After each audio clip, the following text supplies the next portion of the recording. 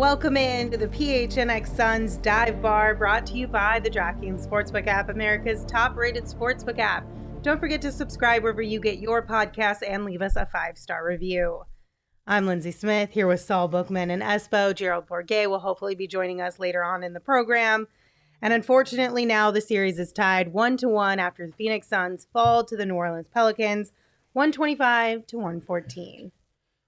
Run the video, Shane. Espo, I think we owe some people an apology. I'll take the blame on this one. Let Shane show the people why. Vibe check. Nerves on a scale of 1 to 10. Where you at? No nerves. Oh, see, this is why the fucking Suns might lose. So two ends of the spectrum? Yeah, I'm Is like, that where we're at? I guess. Are you nervous? No. Oh, and you're like, no. Oh. On a scale of 1 to 10, I would I'm say always like nervous a 3. for the playoffs. Like maybe a 3. Yeah, I'm at like a 5, but it's never 0. Not in the playoffs. No, I'm not saying it's 0, but it's low. It is -5 for me right now. Jesus, he is really tempting the basketball gods tonight. Oh, now you believe in the basketball gods. Oh no, I've always believed in the basketball gods, especially when it comes to like real shit. I fucking told you. I fucking told you. I should know better. You should. You're the one that's brought the basketball gods up since the beginning of the season. And then we get to the most important part of the year, and you're like, it doesn't matter. -5. Okay. This guy. Okay, get the... I'm sorry, Phoenix. This is my fault. I've already consulted a physician. We will be taking my hamstring out and offering it to Devin Booker as soon as possible. This is 100% on me, so... Listen, we're going to recap this whole game and the misery that came along with it, especially once we got to the second half. But I feel like we need something, like some liquid courage or something. Espo, I don't think this is 100% on you. Okay? We appreciate the apologies. I owe a little bit of an apology, too. I could have probably been a little more nervous. But it's not all you to blame. I'm just going to put that out there. Okay? It's me. I told the basketball gods, you can shove it, and they proceeded to show me how they can shove it right back. So, well, let's get some drinks. Take us to the bar, Espo. What are we drinking? The Ingrams can't miss her. It's he couldn't miss. The guy could not miss in the second half. Nope. You have to take as many shots as he made, which would mean we're on. Let's look at this. 13 shots we're doing of the Ingrams can't miss her tonight. Yikes. We're gonna be hurting tomorrow. That's for sure. We took 13 shots. We will be really hurting tomorrow. You know the Hello Darkness, my old friend meme? Mm-hmm. I feel like that right now. Yeah. Because the most unfortunate part of this entire game was not necessarily the L. Because we can make that up. The most unfortunate part of this entire game is that Devin left midway through the third quarter and did not return. And per the Suns, he's dealing with some right hamstring soreness. The only silver lining here is that it wasn't the left hamstring, which is the hamstring he was having issues with early on in the season. But that doesn't really mean anything at this point in time. That's like saying, well, he didn't tear his left ACL, but he tore his right one. Like it doesn't. Well, matter, obviously. Let's just say tore. We've not heard not meddled. Don't piss off the basketball gods anymore. We're not saying tore. Listen, and everybody, first of all, it's a hamstring, and those are kind of, they're finicky, right? From player to player. Book played with a hamstring injury last year, if you remember, in the finals. Like, he got through it, but how severe, how much pain, obviously that's all to be sorted out. But I will say this, for all these people that are like, oh my God, it's over. The Warriors are going to go to the finals now. There's no way. No. Chill the fuck out. It's going to be okay. This team has played very good without their superstars this year from time to time, and they're going to regroup. Listen, when you miss somebody like a Devin Booker in the middle of a third quarter, it's going to throw things off for a little bit. They got to work through it. They got 2 days to recover, and then Friday they'll be a completely different team. Also, when you don't have a Devin Booker, and we saw this when they didn't have Devin Booker at parts of the season, and when they didn't have CP3 for parts of the season, everybody else steps up, and that's what I expect the Suns to do. Yeah, look, when you lost Devin Booker after he had a historic first half, right? Yeah. That's why this was so damaging, because they were riding high because of Devin Booker. And it was such a gut punch when he wound up out that's why I think they didn't overcome it, because mentally they got shook because he was all the offense in that first half, dropping 31 points and hitting 7 threes. Like that's why this was such a difficult thing to overcome there in that third quarter. And to your point, they have bounced back every time. So I'm not concerned about this series. Like it'll be tough. It'll be tough. I'm not saying, but everybody keeps dismissing the Pels, man, and I've been saying them. it since before the play-ins even started, that the one team I didn't want to face was the Pels, because I felt like they had the two guys that had the most firepower and the ability to take over a game, and we saw it tonight. I'm not dismissing them. I just am simply saying, like, this isn't like you're sitting in the Western Conference Finals right now and you're without Devin Booker for an extended period. This team is talented enough to figure things out and pick up the pieces, even if Devin Booker's out for the remainder of the series.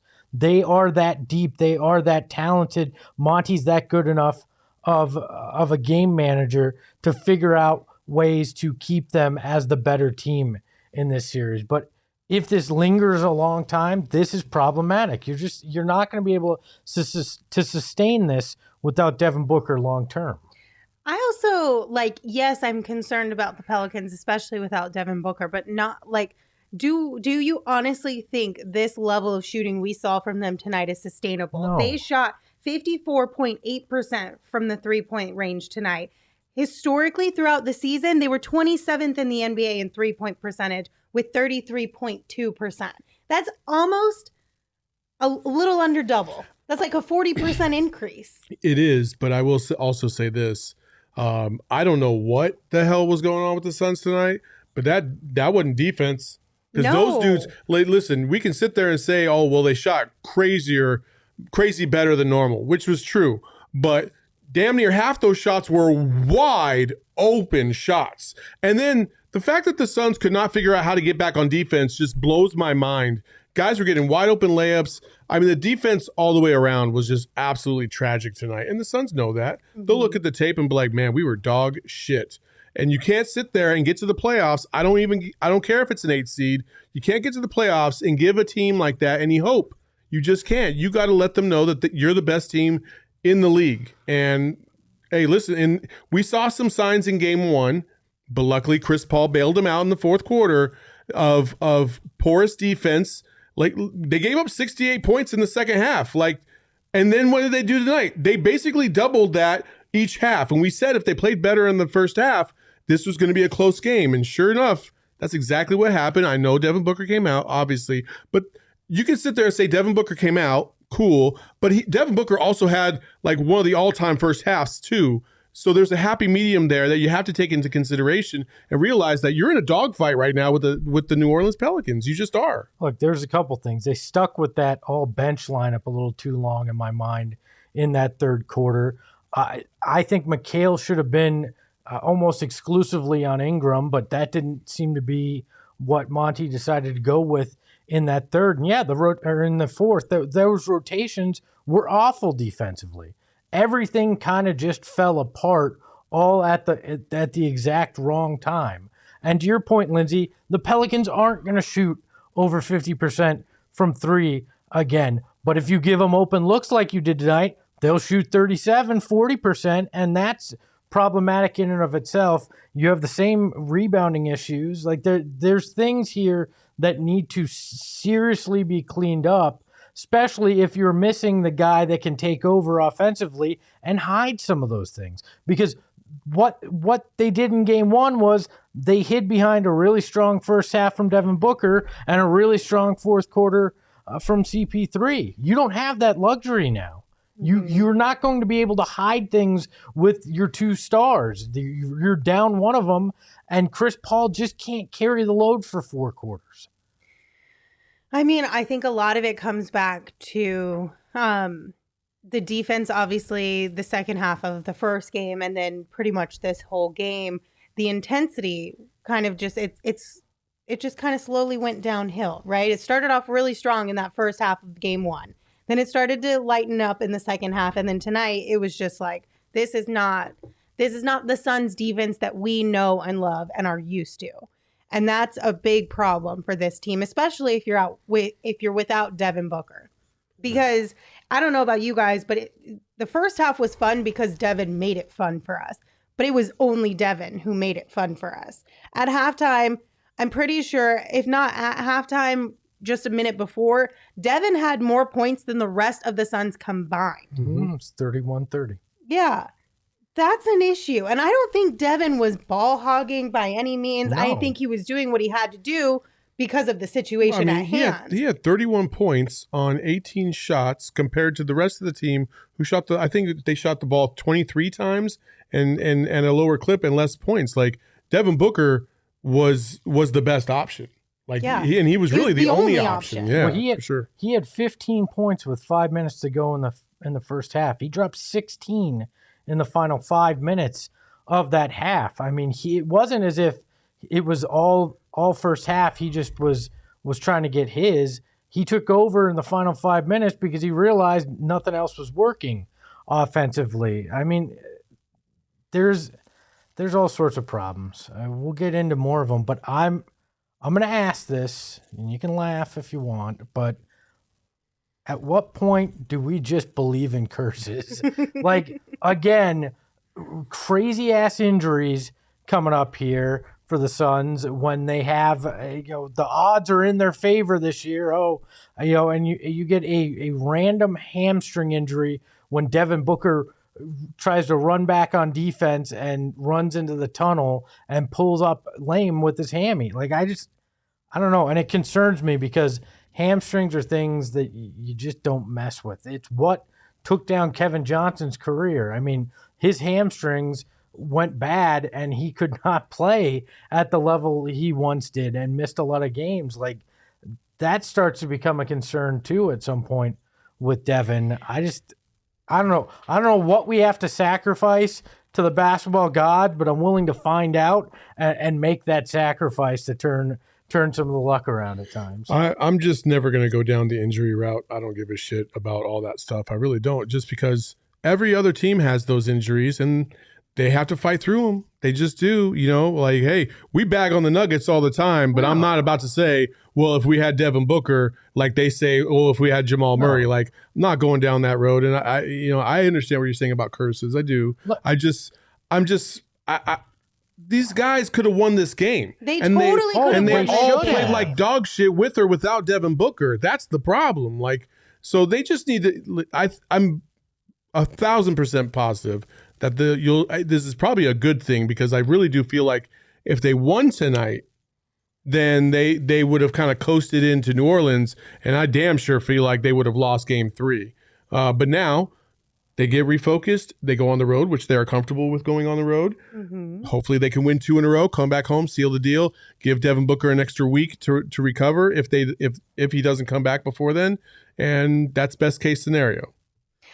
I think the reason why I didn't have much anxiety coming into this game, and I still would say I'm pretty low on the anxiety scale, is because we've been watching this team all season long. And there have been moments throughout the season where we're like, WTF was that game? And should we start panicking or freaking out? We needed a little group therapy because there was a really bad game, right? But then what happens the next game around? What happens the next week around, right? This team has not lost, more than 4 games in 7, right? I don't think they ever wound up season? losing 4 games in 7. Yeah, all season long. No, they did. At the end of the season, they did. Okay, well, that doesn't count. But I'm not that concerned. But I'm upset. Stop, Lindsey. The basketball gods are listening. Listen, I'm upset with the way they played tonight. Yes, there are things that need to be addressed and need to be cleaned up before the next game. But I am confident enough to know and to feel this okay about things because I believe that they will do it and they can do it. But my opposition to that is there is no get right game coming up, right? You don't have the Kings or some of these shitty teams in the NBA coming in that you can kind of get yourself right against before you have to play higher competition, right? You have You have to play the Pelicans again. No. And I they're would coming. argue that in some cases the Pelicans could Are be that that team. get-right team. Yeah, but they haven't been that get-right team for the last month of the That's season. not true. They were a 500 teteam. They were a 500 team, and they played largely a lot of those games without CJ McCollum. And in addition to that, they never lost a game by more than 5 that whole stretch. They were in every single game. Look, they are a good team. They are not a great team. Well, they looked like a great team tonight when they whooped our ass all over the place. Because the Suns look like a mediocre team. Because the Suns got in their own head in that second half. They weren't playing Suns basketball. They took that Devin Booker injury just as hard as everyone in this chat, everyone watching the stream did. They will bounce back and they will play Suns basketball. They will play defense the way that they know how to, and will step up in that. The Pelicans will not shoot as well as they did in this game, but you're not going to win if you keep getting these performances from Jay Crowder that are less than pedestrian. Well, I said before the game, too, what did I say? I said if Ingram and McCollum each drop 30, then you're in trouble. And combined, they had over 60 points. They had 60 points right on the nose, ironically enough. And we saw that tonight, And listen, Devin Booker had 31 points in the first half, and they still were only up by 5. That's when I was a little concerned, like, okay, what the hell is going on here? And then obviously midway through the second half, it was just kind of going sideways. But to your point, yes, Jay Crowder, holy shit. 2 of 11. Holy crap. I mean, and they weren't even playing. Cam Johnson, same thing. Like, he had a couple of threes that he hit, but man, some of those shots just looked like they were so rushed, so fast, so off balance. I was like, what are we doing out here? Like, just relax. It was at times you could tell they let the Pelicans control the pace of the game Mm-hmm. far more than they have all season long, or at least in the good parts of the season. They let the Pelicans be the ones who dictated how this game went. Well, the Pelicans were the initiator. They were initiator physically. They were the initiator in terms of energy. I mean, it was all that tonight. They controlled that second half of the game, and I don't see it happening again. Could I see the Pelicans winning another game? Yes. I'm not saying that they won't. I just don't see the kind of domination that we saw in the second half happening again to this Suns team. Another thing I don't quite understand is DeAndre Ayton goes 4 of 6, only gets 6 shots in this game when the offense isn't working. You're jacking up threes. At what point again do you look at it and you go, get the man the ball, let him hit some of those hook shots? Yes, give the Pelicans defense some credit, but to me, that's again a flaw in this system. When they go cold in some of their shooting, they don't turn to that from time to time. Just about every single damn set had DA at the top of the key. Never down low in the post, never in a prime scoring position. It was always the fucking running floater, which he was hitting, but he only got 6 attempts, and people are going to say that he was soft. No, I think he just wasn't getting put in opportunities to fucking score. He wasn't getting the ball. Everything was perimeter based, unless it was a backdoor cut by McHale. Like, you got to design plays for your best players, and when you lose Devin Booker in the third quarter, Monty, this is probably the first time I think I've ever come at Monty all season, but I'm about to. Monty's got to be better. I feel like he got completely outcoached tonight. We're talking about defensive matchups all over the court. Brandon Ingram should have been guarded by Mikal Bridges for the most part. Too many times was Brandon Ingram being guarded by somebody that just had no business guarding him tonight, at least tonight. DA on the offensive side of the ball is going to get shit on because he only had 10 points and people thought he was soft. He just didn't get a lot of opportunities to do what he does. He just didn't. Who are you going to? It's Chris Paul or maybe McHale on the back door. Everybody else was butt tonight. They were all butt. Give it to DA, and you got to challenge DA. He even said it in a timeout, like, DA, you did this. That was really good. Got us going. Keep that effort up. Well, reward the man for crying out loud and give him the goddamn ball for once. That's all I have to say about that. Oh, I obviously agree with you. I mean, I'm at a loss for certain things. Torrey Craig plays 8 minutes. Torrey Craig didn't have a great night on Sunday either, though. But he played 8 minutes. He didn't even get a shot tonight. But he played more on Sunday, didn't he? Yeah, but Jay played a lot too and looked like ass. And But he still Jay got played decent defense on Sunday. Jay tonight, defense wasn't as strong as Sunday nights, and then he was forcing shots. Torrey looked. Sorry, didn't mean to take over. Torrey did look like he was playing good defense tonight. 8 minutes isn't enough to tell what a guy's doing. This is true. When you're scrambling for answers. Well, and especially when Jay's struggling in a way that he is, why not try to give? I understand trying to play through it, but at a certain point in time, you have to be able to have that judgment call as a head coach of being like, tonight just is not his night. Let's try something else. I think we to you guys' point, we have been down this road before. We have been like, what the hell is that with this team from time to time? And they have recovered. The only difference is like, there's a little bit of panic there because it is the playoffs. This is now a 5-game series, and you don't want to blow it when you know this is a year that was in your favor, right? You like that's what kind of ratchets up the pressure or the stress of all this. So I think it's more the thought that you now don't know how long you're without Devin Booker. Yeah. Which complicates things immensely because now you're either starting Landry Shamet, a guy who wasn't even going to be in your playoff rotation, or you're getting cute and you're playing Cam and McHale at the same time with Jay. Like it makes the margin for error so much less, and it impacts the bench now as well because a bench that's already struggling to score is going to be without a piece that was coming off the bench who's now going to have to step in and be a starter for what I assume is at least game 3. I don't see Booker coming back. If he didn't even try to give it a go in the second half of this game, I don't see him back for game 3. So now you're going to have to... There's no point. Well, I mean, no. You'd like to think that you can take care of it without him, so you don't play him in game 3. And if it's a break glass in case of emergency, he's back for 4 or 5. But it makes those rotations tougher.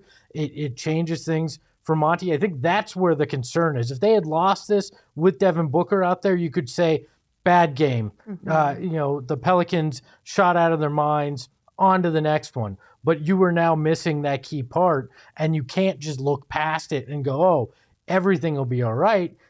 It dramatically changes things, and this is where Monty proves why he's considered the best coach in the league by a lot of people. It's where James Jones either looks like a genius for getting Landry Shamet or potentially like an idiot for doing it because he's your backup to Devin Booker and he has to show up now. This is why he got paid for moments like this. Yeah. So hopefully Landry Shamet, like Gerald says, the law of averages, hopefully things have swung back into where Landry Shamet should be. No, they're going to need that from a lot of guys. Campaign needs to get back where he should be. Cam Johnson. Mm-hmm. The time for, we're trying to figure it out after injury is over. It's time to put on the big boy pants, get out there and play the way that you think you can and the way you think you deserve to be paid. The Cam Johnson DA, they're going to earn their money now. Would you make any adjustments to starting lineup outside of if Devin doesn't play? Would you make any further adjustments? No, I don't think you can mess 3. with things. No, I mean, I don't. I guess Landry Shamet's the one that you would start at, opposite Chris Paul. I kind of like Cam Johnson coming off the bench, especially considering the bench hasn't really done shit this entire series. So I'd like to keep a little bit of scoring on that side of things. But I don't know. What would you do? I'm going to go CP3, McHale, Cam Johnson, Jay, and DA, and try to counteract some of that size that the Pelicans are running out there early in those games. You can always adjust. It's not the old adage. It's not who starts, it's who finishes in a game. But I go out that way, see if it works, and hope Landry can provide you a handful of points off the bench, like Cam was. I mean, Cam hasn't been great offensively off the bench, but I think that gives you the length that may counteract some of what the Pelicans have going. A lot of people are saying bench Jay. I don't agree with that either, because Jay Crowder does do other things. Like in the first half, there was a series there where he had tremendous, he had some steals, and he was all over the court. He played good in spurts, but offensively is his biggest weakness right now. He is almost a liability on defense or on offense. And you just can't have that right now. Like, you've got to be much, much better. And so moving forward, I will say that I expect Landry Shamet probably more likely to start than Cam Johnson, because you really have nothing coming off the bench right now. You have nothing. Yeah, if you move Cam Johnson into the starting lineup, and what are you coming off the bench with? At this point in time, I know that the rotations have he's staggering things, right? And that's great. But you're looking at maybe how many points did the bench have tonight without Cam Johnson? Or you go with the triple deuce lineup. Okay, hear me out. Okay. Cam Johnson in the starting lineup, and then you come off the bench with Alfred Payton, Cam Payne, and Landry Shamet, and then you go with the double bigs down low with Bismack and JaVale. What about this? Why not? What if you start? I don't know about it a playoff game. What if you start campaign and try to get him going offensively by playing next to Chris, and take a swing on that? I don't hate that, only because when he has started, it seems like he's done a little bit better, and he'll bring at some times energy. anyway. Look, it's not going to matter what your bench is doing if your starters fall completely flat on the road in a game 3. Like, you're gonna get boat raced if you don't come out and show, even without Devin Booker, we're still formidable. New Orleans is gonna come out with their hair on fire on Tuesday. On Friday. Sorry, like they absolutely are. That crowd is gonna be insane because you just know New Orleans fans feel like they have a chance now because Devin Booker might not play. He's suggesting start Aaron Holiday. I mean. Defense is going to be there. Somebody also already said start Ish Wainwright. And I was like, that one was a joke, though. Was it though? Yeah, because I've seen some pretty crazy stuff in the chat. Emoji face right after it, so that one was a joke. No, not this one. This was like at the very beginning of the show. I love people. Some people are like, I like the idea of starting campaign. Others in the chat, like WD-40, that's the stupidest thing I've ever heard.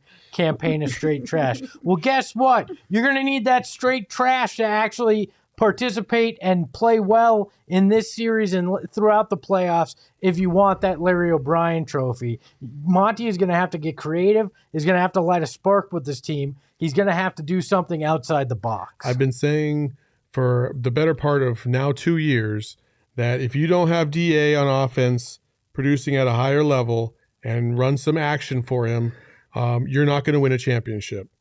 Tonight was a perfect example of that, and the fact that they didn't really seek him out, and he didn't seek them out either. I will say that. Moving forward in these next 3 games, I'll say this. If Devin Booker doesn't come back and DA averages 10 points in this series, the fucking Suns will lose this series. And they won't pay him. Oh, and they won't pay him. And then we will all... let's not worry about that, huh? Well, I mean, let's be realistically, if I had to put money on this, I would guess Campaign continues to come off the bench. Landry Shamet is the person who gets the start, because I think that's what we've seen the most this season from Monty when Devin isn't playing. Is Landry starts, and then everything is kind of business as usual kind of from there as far as people coming off the bench or guys coming off the bench. They're going in the chat. Everyone take a step back from the cliff and take an effing breath. You're right. Yeah. You're right. Yeah. Right. Look, it's easier to spiral in a situation like this. And especially in a season where losses were so few, you almost forget how to lose. And inevitably in the playoffs, you're going to lose a handful of games. I mean, in series in general.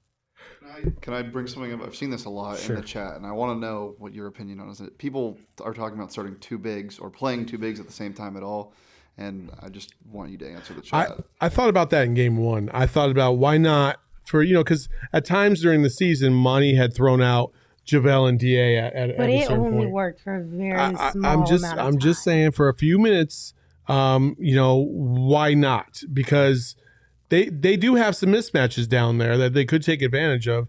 I'm not a big JV fan anyway, so why not for just a couple minutes, especially if you're worried about your rotation and spelling guys. That's one way to get at, because DA has the athletic ability to match up with some of their 4s and even their 3s. Look, I would rather go, if you're going to go that route, give me Bismack and DA playing together. Keep JaVale as the backup to DA. Like that, I think that works a little bit more than DA JaVale in that way. But then you're really changing the way you play, right? They've done it a time or two before. Yeah, but this is the playoffs, right? You've got 5 more games in this series. Are you going to fundamentally change the way that you play in that case? That worries Listen, me. if you look at the tape and you see some things that you can expose, like listen, Willie Green did that. He was like, hey, listen, there, Jackson Hayes, just leak out. Those fuckers aren't getting back on defense for shit. My guy got like 5 wide open dunks. You know what I mean? Like, they saw something on tape and they were like, okay, we can expose them this way because they don't get back. And it even happened in the fourth quarter when it looked like, I think they were calling a timeout or something like that for Book. And they got another wide open dunk. And it was just like, Jesus, what is going on? But that's a great point. I think that's the X factor is which coach adjusts appropriately to what's coming up, right? Monty's got to have the big chess move. He's got to figure out how to do this. And that's what's important right now is how do you adjust? How do you find those things that, okay, here's the weakness in the Pelicans. Willie Green obviously adjusted better from 1 to 2. Now it's Monty's job to adjust better from game 2 to game 3. Mm-hmm. And that's going to be a key here is how do they do that? But man, it's not time to panic. I'm bringing therapist Espo in here. Not time to panic. It's 1 game in the playoffs. We have no idea what actually is wrong with Book, how severe it is, how long he'll be out. No reason to panic. It's still the Pelicans. So. Derek Kravitz. Let's all watch the tape. Take a day, rest up, long baths, glass of red wine, mani-pedi, read a gospel, sing "Oh Happy Day," and come back on Friday. Can I take a bath in the red wine like Amari used to do? You absolutely can. Here's my thing. I don't know if I have irrational confidence right now. I'm telling you, like, I just don't feel that worried right now. And I don't think that you go adjusting too much to where we're talking about switching up lineups and trying 2 bigs down low just yet. You're so innocent. I know. Dear basketball but here's gods. The thing is like, so innocent. No, I get it. It's not even about that. It's not even that. It's just we've watched this team all season long. I believe that this team is good. And we're talking about the Suns here. And we've seen them for the last 2.5 years do some really amazing things. I think this team just needs to get their shit together, focus in, and play their game at the level that they've been playing it all season long. And we'll be okay even if Devin can't play in game 3. Now, if we drop game 3 and now we're down 2 in this series whatever. That would be 2. Thank you. If we drop game 3, then I would be like, yes, let's figure it out. Let's make big adjustments. But I genuinely think if the Suns can put their heads down and play the level of basketball they have proved that they can play at all season long, they will win game 3, 4, and then 5. Basketball gods, can you meet me at the solo camera over here? Lindsey Smith's opinions. Lindsey Smith's opinions are hers and hers alone. They do not represent those of the rest of us Suns fans. It is by. We could get the producers to fix the camera later. So, look, her views are her own. They do not represent those of the Phoenix Suns fan base, PHNX Suns, or All City. It is on Lindsey Smith. So if you want to curse somebody, curse Lindsey Smith, not the rest of us. Thank you. I'm sorry. I'm shook after the pregame. I will knock on wood for you, okay? I'm shook. I'm sorry. You know what? I just think that it's like, I think the biggest thing is just like, yes, it's the playoffs. Yes, there's a lot more at stake and a lot of things are on the line. But we have to remember we are 2.5 years now removed from the traumatic experiences that we had to go through. At some point in time, we got to heal and trust Lindsey, this team more. We're Suns fans. We're Arizona sports fans. But this is group we don't therapy. heal. This is group therapy, Espo. In therapy, they will tell you at some point in time you have to learn to trust those around you. I'm in therapy. I know that's what they say. Yeah. It ain't fixing my PHNX sports issues, It's all coming out. It's all coming out. I'm sorry. Oh, sorry. Tracy said he's Italian touch metal. Okay, I'll do that as well. Yes. I'm just not ready to hit the panic button. I'm not sorry. hitting it either. I'm just saying, let's not act like there's it's all confidence, and because we did that in pregame and we got Devin Booker hurt. So let's not act like I'm just it. saying. I'm sure. Listen, I'm just saying you have to respect your opponents, and you got to respect these teams. And I do feel like heading into these playoffs, a lot of us, we all thought, oh, sweep, easy series, coast. There's just no such thing in the playoffs. Like there's no coasting. Like, the Warriors have looked really, really good. Cool. Awesome. Good for them. Guess what? They're not going to look that great when they go on the road and they have to play. I forget who. Oh, the Nuggets in Denver. I forgot their name because they're absolutely useless. An absolutely useless fan base. What about their DNVR catching Their MVP strays? is a fraud. Eric is coming after us because we had Devin Booker come out. And he's like, oh, see, they can't even have no one max player out of their lineup. Go back to your hole at the bar because nobody wants to hear it, Eric. But you know what drives me nuts? The Golden State Warriors getting all this attention right now. Oh, they're world beaters. The Suns swept the Nuggets last year, right? Mm-hmm. And everybody's like, oh, they beat an injured team. Yet the Warriors are doing it in 2 games, and all of a sudden, no, they're God's gift to basketball again. It all evens out over time in the playoffs. So I'm not overly. It's not about how good you look at round 1. It's about how good you look holding up to Larry O'Brien, and that's the whole goal. So, yeah, the Suns got some work to do, though. Just ask Minnesota. They looked great in game 1. Got jack stomped in game 2 by Memphis. Like, things change. They change quick in the playoffs. We could be sitting here on Friday or out at the Ainsworth on Friday talking about a Suns 20-point win and everything looks different again. It changes night to night in the playoffs. So. The one last thing that I do want to point out from this game is hopefully we don't see Scott Foster too many times. Why? If there was a curse, Espo, of any situation, I would say it's the Scott Foster curse, because even though the calls tonight were not egregious, it's still Scott Foster's fault somehow. I didn't really think the refs had much to do with the game at all tonight. No, but he that's was what there, I'm saying. so. He was there, so it's his fault. Like the fans were booing and they were like freaking out over calls, but I had no issue whatsoever with the calls tonight. I really didn't. I actually thought they had a really good game. I did too. I didn't think the refs had nothing to do with Don't it. hate me. I'm not saying that. As much as I'd love to pin this on Scott Foster, go, hey, you bastard, you cost us the game. We can still pin it on him, Espo. It just wasn't about the call. We could. I'm not. Yeah. Okay. Look, there's something much more nefarious cursing the Suns team than just Scott Foster. For sure. No, I just wanted to bring it up because I found this stat really interesting. Andrew Lopez, again on Twitter, said Chris Paul is now 2-17 all time in the playoffs with Scott Foster as an official, including 13 consecutive losses.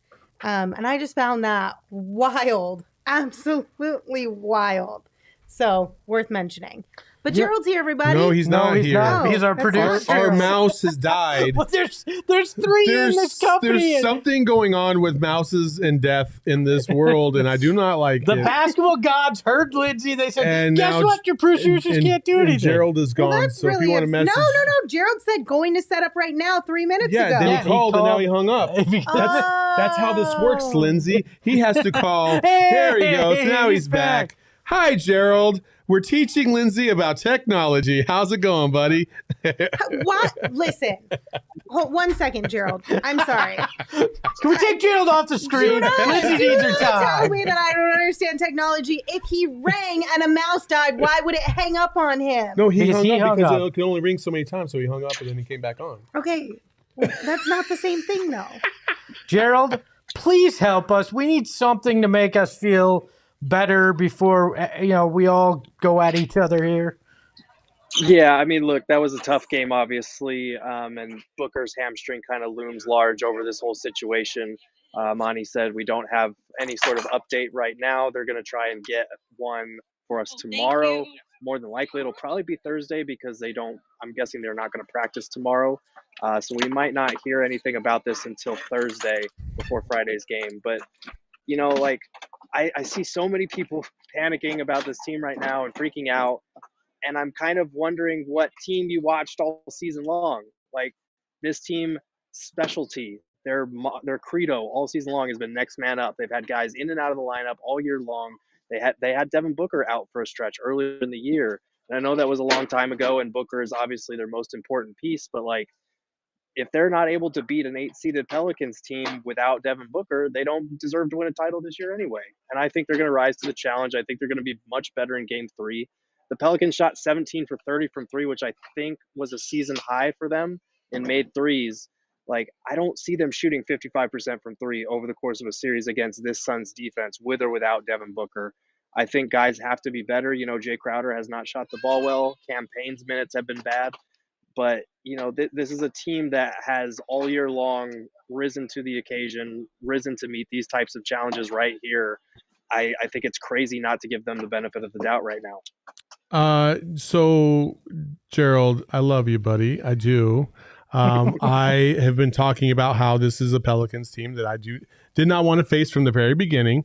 And we're starting to see a little glimpse of that. And my main concern is, and you can talk me off the ledge, the last 6 quarters, the second half from game 1 and this entire game tonight, the Suns have just not played very good defense.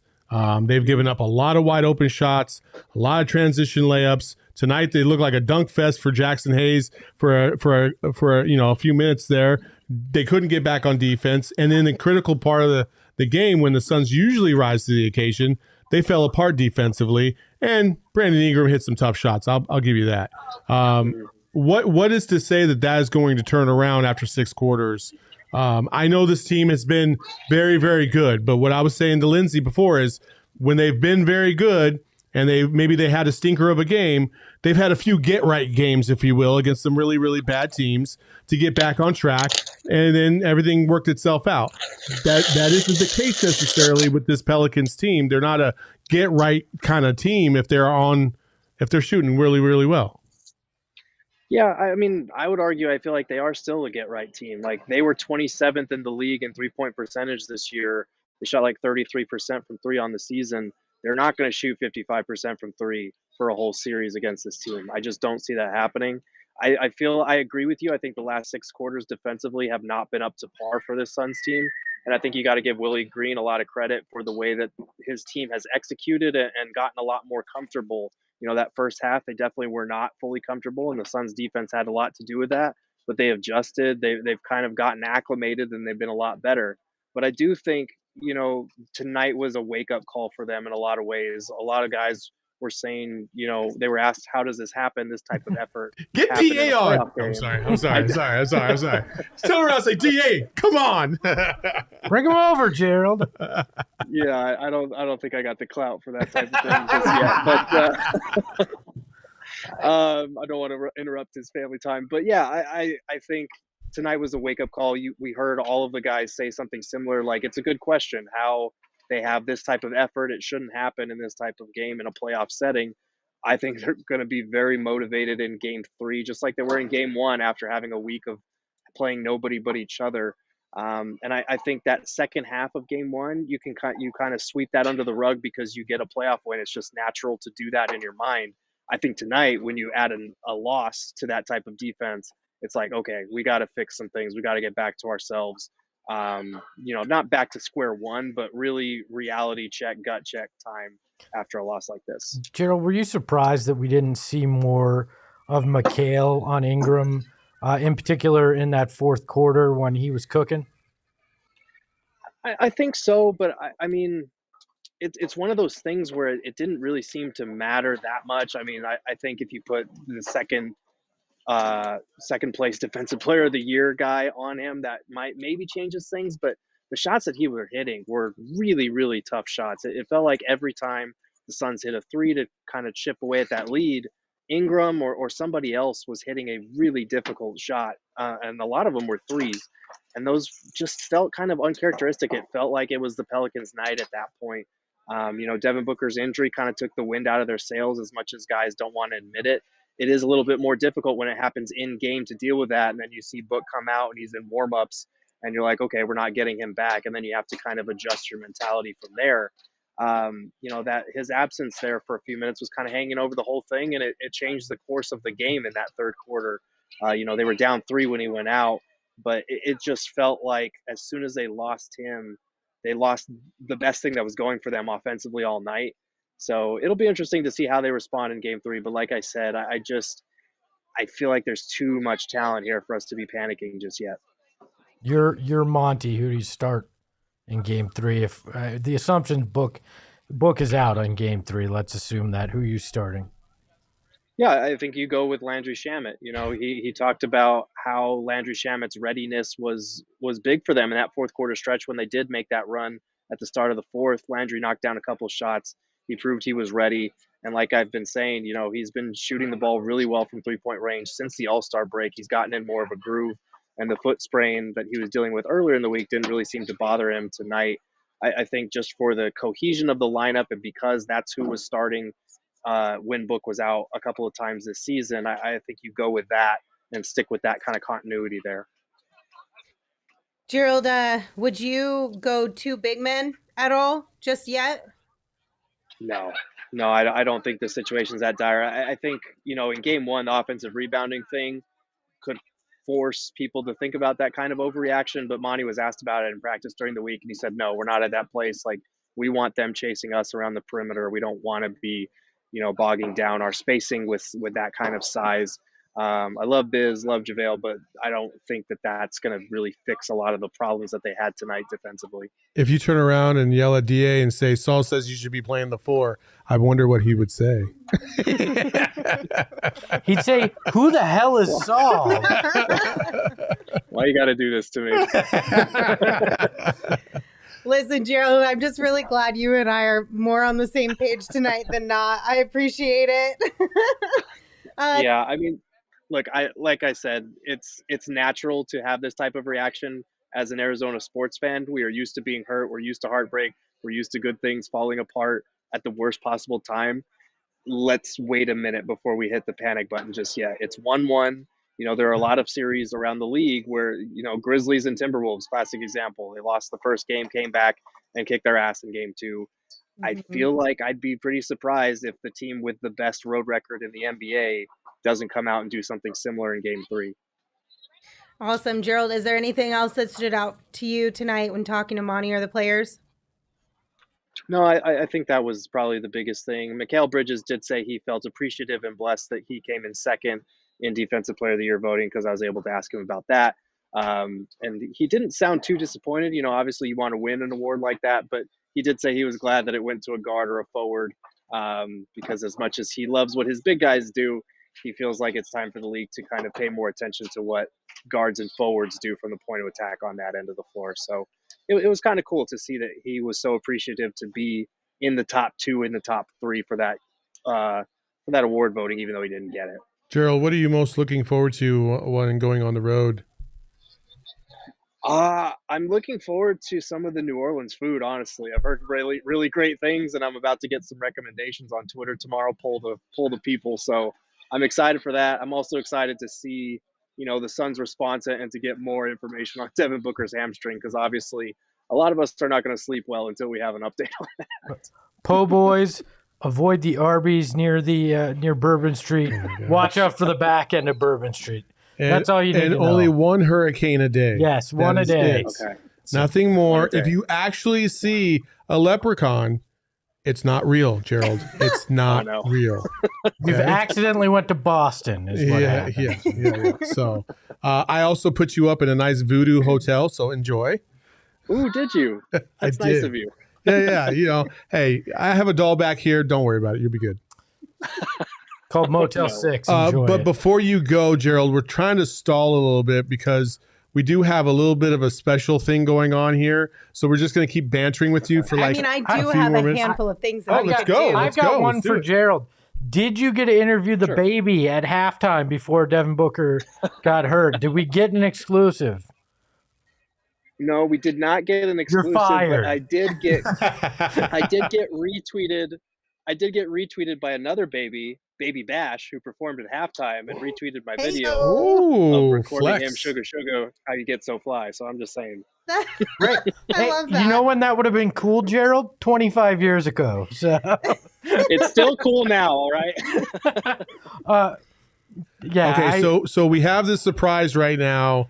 It is Lindsey's birthday is tomorrow, and so Leah is literally coming around the sets with a nice little cake. We needed a pick-me-up after a horrible game. Happy birthday to you. Happy birthday to you. Happy birthday, dear Lindsey. Happy birthday to you. There you go. Blow the candles out now. I'm very disappointed they're not little blunts since she's a 420 baby. Hey, there we go. By the way, is your name spelled correctly? I don't know. Yeah, it is. Look at that. Happy birthday, Lindsey. Thank you. I appreciate it. Gerald, we'll guys. save you a piece when you're back from New Orleans in a week. Probably won't be good by then, but sounds good. I'm not sure it's good right now, so. Gerald, safe travels. Thank you so much for joining us. Thank you, guys. You guys have a good one. Hang in there. You know how mad I am that Devin Booker got hurt? Not because he got hurt, but we were going to fake interview the baby on the show. We were going to have so much fun. We could have still interviewed the baby right now. How do you fake interview the baby after Devin gets hurt? You know, you fake interview the baby right now after a pick-me-up after we just sang happy birthday. Moods are high, a little bit higher than they were now. We could have absolutely fake interviewed the baby. Listen, we're going to give Devin our draft king of the game. Oh, my God. Baby, what was it like to get the fist bump from Devin Booker tonight? No.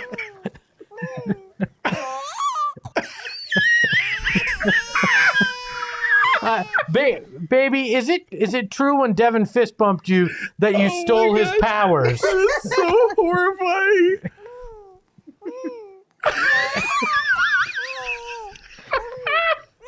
Oh my God. See, you can't. I don't feel like we can really do this right now. It feels just wrong. Jackson, please stop the baby. I agree. Let's no more. Let's stop this, please. That's one ugly baby.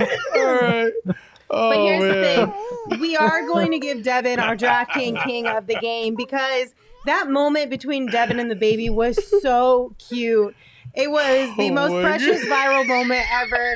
I'm going to let these guys laugh it out while I tell you about Devin's stats. Obviously, we know he had 31 points in the first half of this game before he left on 12 of 19 shooting, 7 of 11 from beyond the arc. He tied his, you guys are killing me, with his 7 threes in the first half, book matched his own postseason record for threes in a half. So congratulations to Devin, our draft king of the game. And I want to remind you that DraftKings Sportsbook is an official sports betting partner of the NBA. And this week, new customers can bet $5 on any team to win and get $150 in free bets instantly. You win no matter what. Plus, each day of the first round, you'll get a risk-free bet up to $10 if your same-game parlay does not hit. So download the DraftKings Sportsbook app right now. Use promo code PHNX. Bet $5 on any NBA team to win their game during the first round of playoffs and get $150 in free bets instantly.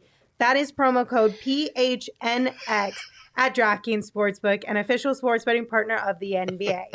Just a reminder, that is 21 and older only, Arizona only. Gambling problem, call 1-800-NEXT-STEP. New customers only. Minimum $5 minimum deposit. Eligibility restrictions apply. See DraftKings.com/sportsbook for details. Put the camera on me, Shane. I want this camera. Listen. They said it couldn't be done. A pulled hamstring and a double-digit loss, and nobody was going to laugh. But we fucking did it! Yeah! Baby, does Devin Booker have a chance to come back in this series? Okay. I think that's a yes. I think that's a yes. Yeah. The cooing is always a good thing. Also, 420 is just around the corner, which is also my birthday. Tomorrow. So smoke them if you got them. Thank you guys for celebrating and all the birthday wishes in the chat. Thank you guys for the cake. That was really sweet. If you want to celebrate, you can do so with our friends OGs. They're good people with amazing scratch-made THC gummies. Our PHNX family hung out with them at Budsapalooza this past Friday, and they gave away some tickets to Game 1. So if you want to have some fun tomorrow celebrating 420, be sure to check out OGs. They have amazing flavors. If you're interested in trying them, head on over to ogsbrands.com. That's OGEEZ brands.com to find an OGs near you. I think we need to see the baby one more time, Shane. Give me baby Buscemi again. Baby Buscemi. Give me Let's baby go. Buscemi. Hey. Baby, will Lindsey have a good birthday? That's a no. Oh! Baby Buscemi does not like Buscemi Lindsey's is birthday. ugly as sin. I would definitely fight 40 of those. The fact that you can see Shane's mustache on the baby is the best and the worst part. We did that fist bump baby dirty because that kid was actually cute, and we come up with Baby Buscemi, the epitome of. That's how this game, second half of this game looked like that baby. Oh, we put that up poor there. baby. Holy crap. Shane's losing it right now. Oh my God. All right, guys, All you ready right. to wrap up the show? Let's go. Don't we have like screenshots or producer surprise to do still? We'll do a producer surprise later. Yeah, We're just going to do screenshots were good. screenshots. Hey and call baby, it a should we day. do a producer surprise? It's time for some screenshots presented by Arizona Department of Health Services. COVID-19 vaccines are free for everyone 5 and older. Those 12 and older are also now eligible for a booster. Visit azhealth.gov for a location near you. Here are some of our favorite moments of tonight's game. Let's Some go. screenshots. Here's my if you will. screenshot. Let's go. What does it say? Suns rule Devin Booker out. Yeah. This is when Devin Booker was on the bench and made me sad because I knew he wasn't coming back. You know what's really sad is Devin's taking a picture of himself Yeah. on this graphic. He's that damn fast and that damn good. Oh my gosh.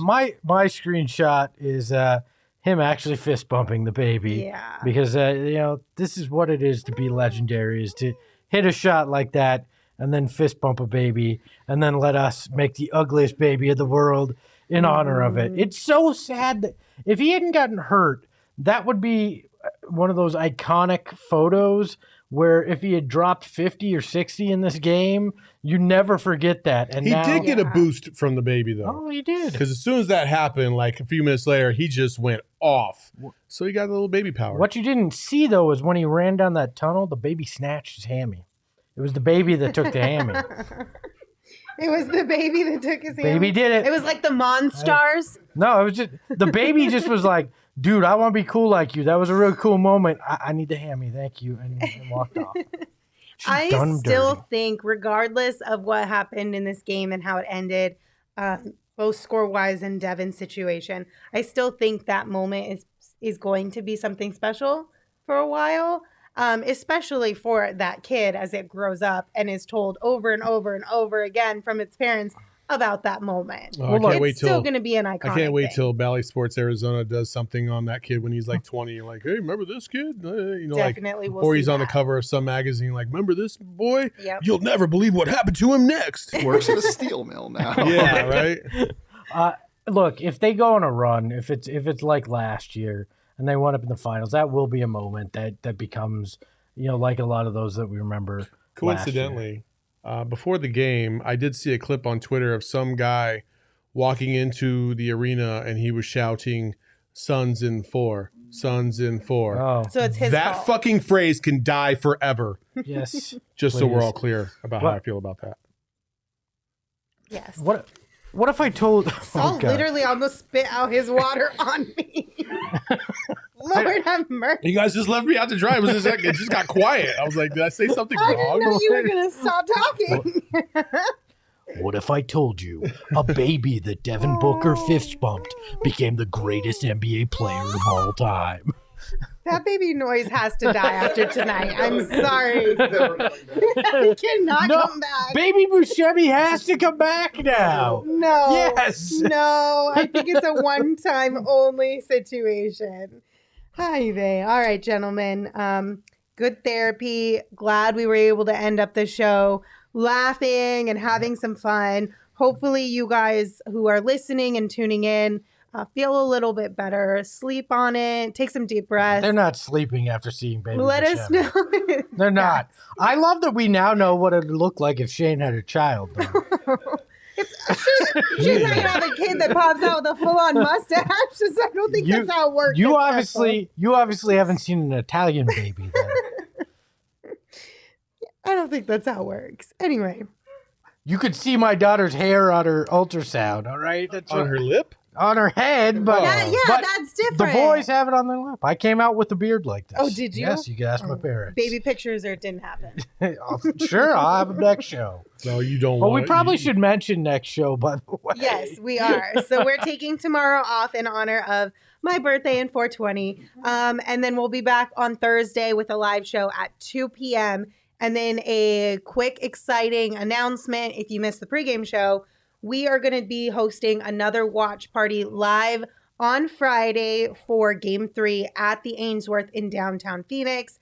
And it's going to be even extra special because Alan Williams, Big Sauce, is going to be joining us. So come hang out with us. Unless he watched this post game and saw Baby Buscemi and changed his mind. He said, yeah, about that. I'm out. I'm good. So grab your friends. Come join us at the Ainsworth in downtown Phoenix. We will be there ahead of time because we'll have a pregame show just like normal. We'll hang out for the entire game at the Ainsworth, have some food, have some drinks, and then we'll have a post-game show as usual as well. So even if you're headed to the Footprint Center for the game, you can come hang out with us post-game still at the Ainsworth. Code. I can't imagine being mad at Lindsey. I can. Saul's been mad at me a couple times. A few times. And she's been mad at me. Probably more. Every day. Yep. I'm just kidding. Yeah, so that's it. That's all we got for you guys. You can follow me on Twitter at LindseySmithAZ. You can follow Saul at Saul_Bookman. You can follow Gerald at Gerald Bourget. And of course, you can follow Espo at Espo. Espo, take us home. Just remember, when you close your eyes, you'll see Baby Buscemi. Ahoy, hoy. PHNX though, Lindsey, Gerald, Espo. Saul past the ball, we here to turn up the tempo. Got to understand me, I'll always rep the family. Rally in the valley like Dan G, no plan B, always on the